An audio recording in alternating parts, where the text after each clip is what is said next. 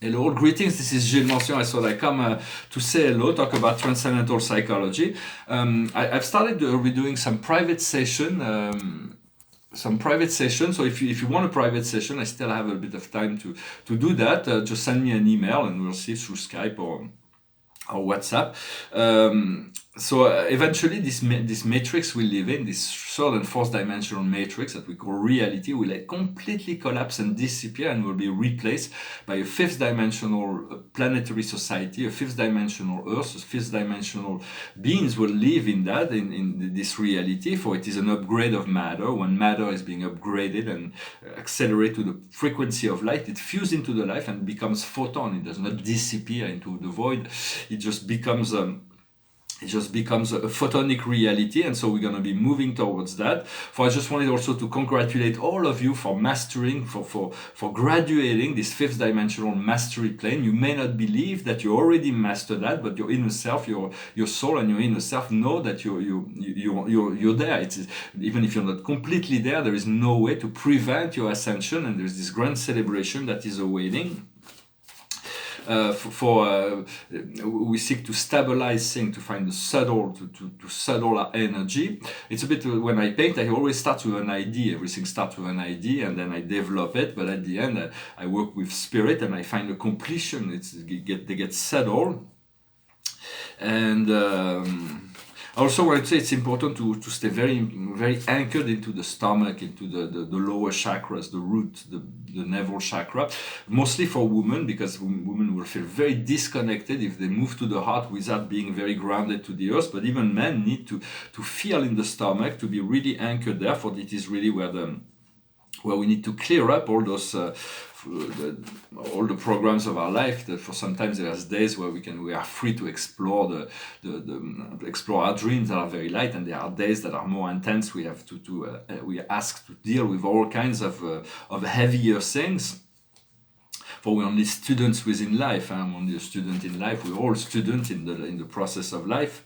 I wanted to recommend, for those who are interested in deep initiation, to read the Kybalion. It's an audiobook. It's from Hermès Trismégiste, the wise, the master of the wise men of old. It's the first pharaoh. And the Trismégiste means 3 times born, 3 times great. He's the third incarnation of Thoth. It was Jehudi and Thoth, and then in his last incarnation, he left the Corpus Hermeticum, that's known as the Kybalion, the Hermetic principle. One of the essential principles in this is to understand that all is in all, and the whole is in all things. God is the infinity. For it was also a philosopher named Empédocle who carried that forwards, but to understand that infinity is hiding within all things. And so it is a very powerful understanding, and so I recommend that. And if you want to go further in your initiation in wisdom of the ancient Egypt, once you master the 8 principles of Hermetism, you can listen to it. You go to the Emerald Tablet of Thoth, and it will get you to the next level. There is great wisdom that comes that is still hidden from this old ancient Egyptian civilization. The Sphinx, for instance, is the guardian of the temple, is the guardian of the pyramid, and so we cannot access the halls of the Amenti and the secrets of the temple without passing the test of the Sphinx. The Sphinx is the guardian to know that the truth is strong enough for somebody to penetrate, but the Sphinx is also the ones that challenges us at every corner. Once we're not in alignment with the law, once we tune into the law and the function of the law of one, the law of, and we eliminate the apparent darkness within our consciousness, then the Sphinx become our servant. He will be here to test everybody else before they can enter into our field.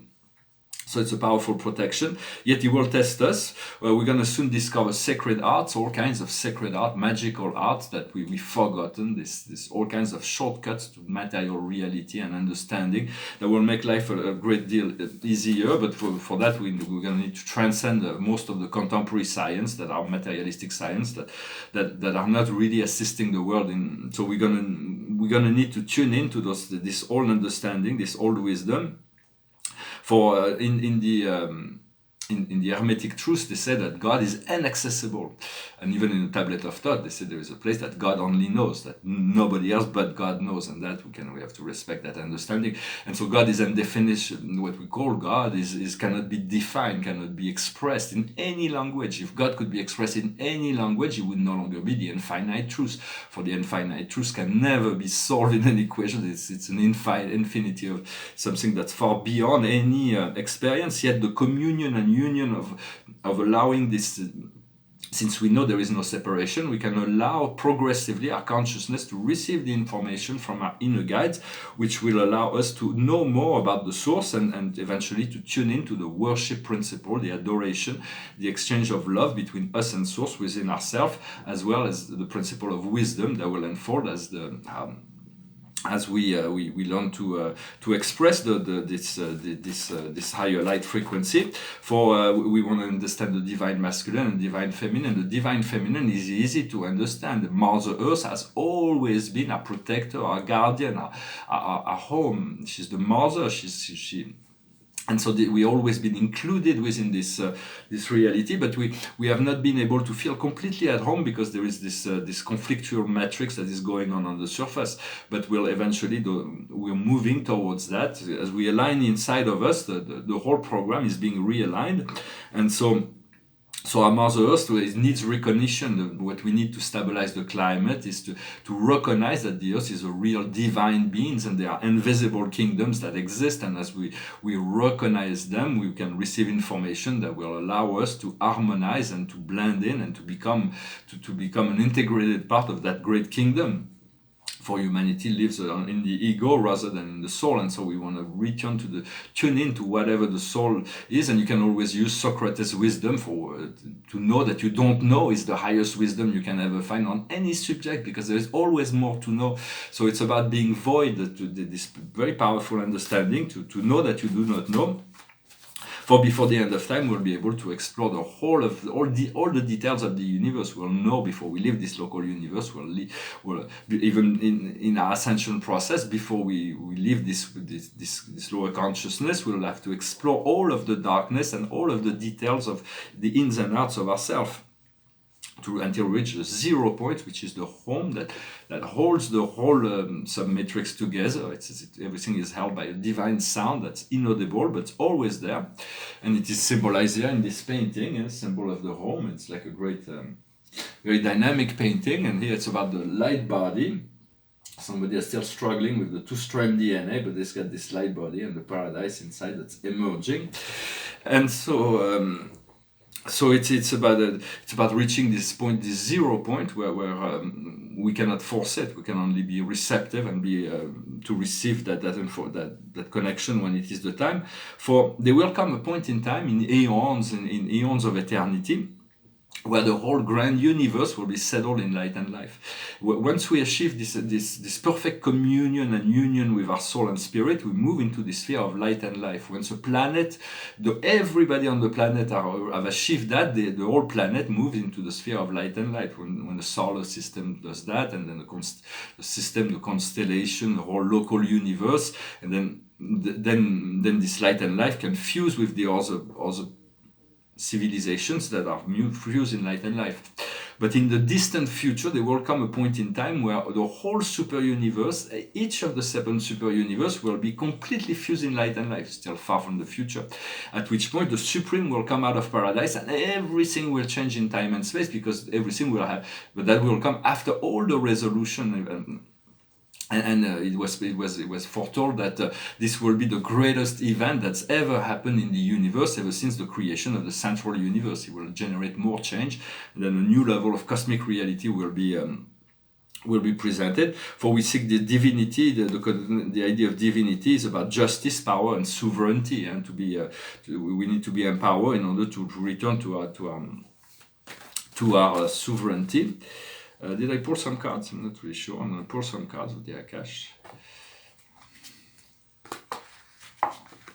So the past is Greco-Roman. A lot of memories from from the Greco-Roman, from this period, from the mythology. All those things have been coming into our consciousness. For those, they are still living beings, intelligent, divine beings that are utilizing this, that have been incarnated on the earth in forms of the gods, but now they are ascended beings. They were already ascended before. I might make a video about the history of the Greek gods. It's quite an interesting story, how they came about.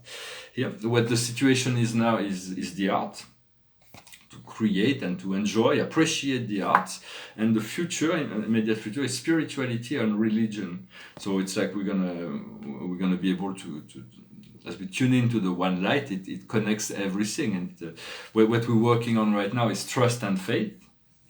And the future is community life. We're going to be able to integrate a greater community. We're looking for our tribe. We're looking for our soul family, those people that resonate with us, and we want to come together. And eventually, we will expand this. Once the soul group come together, they're going to form minor group within society, and eventually they're going to blend in, and we're going to create a far greater civilization. Well, I just wanted to come and say hello. I'm going to finish with singing a little song and pull one more card. Just wanted to celebrate this day. It's a song of Bob Marley. It's a simple song. It's called Three Little Birds. Don't worry about a thing, 'cause every little thing's gonna be alright. I say don't worry about a thing, 'cause every little thing's gonna be alright. Rise up this morning, smile at the rising sun. Three little birds pitch by my doorstep, singing sweet songs of melody pure and true, saying this is my message to you. Don't worry about a thing, 'cause every little thing's gonna be alright.